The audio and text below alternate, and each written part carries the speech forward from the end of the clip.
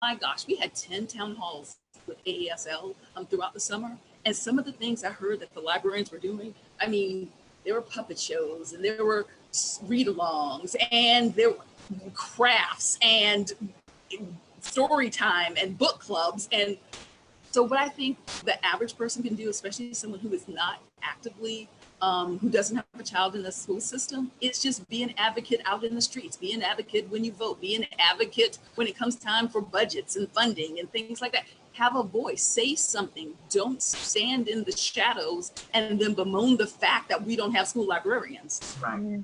Support us before we're gone. Support us now and help people understand the role we play, which is so important. And I think this, unfortunately, during this dire time, it's been our shining moment. We've shown how we are teachers, how we are collaborators, and how we are innovators. Yeah. And Kathy, just to let you know, during the transition from brick and mortar teaching to distance learning, our teachers had 5 days, and it was during their spring break. But guess who was on telephones, on the computer with them Monday through? They had 5 days and two weekends, Saturday and Sunday.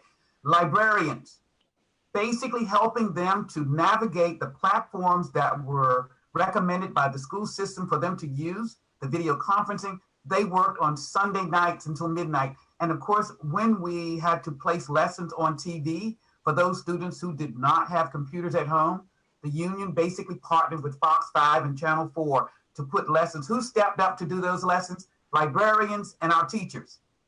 Amazing. Thank you. Absolutely.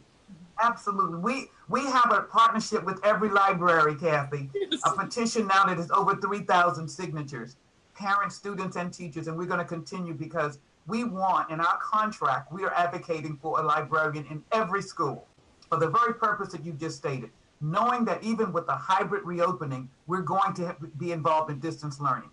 Students live in libraries when they're at school. When we were in-person teaching, students who had their only opportunity to access books and technology was their school library. And having that librarian there to help them was it's just a no-brainer. The teacher of 44 years that I wanted my students to not only be able to read, but read critically. When they read the Washington Post about an incident that happened in their neighborhood and they questioned the accuracy, I said, you have the right to do that. And we should teach students to know how to read critically, how to analyze what they read. And librarians have been amazing, even in ensuring that the collections in all of our schools that there's equity and diversity in the collections, but also ensuring that each school has an equitable collection, because that is a huge difference here. I've entered some schools with very few books, but librarians who stay abreast of books that are culturally and racially diverse, relevant to students, connected to the current lives and issues that are happening with students, that is critical. And it's certainly needed now more so than ever.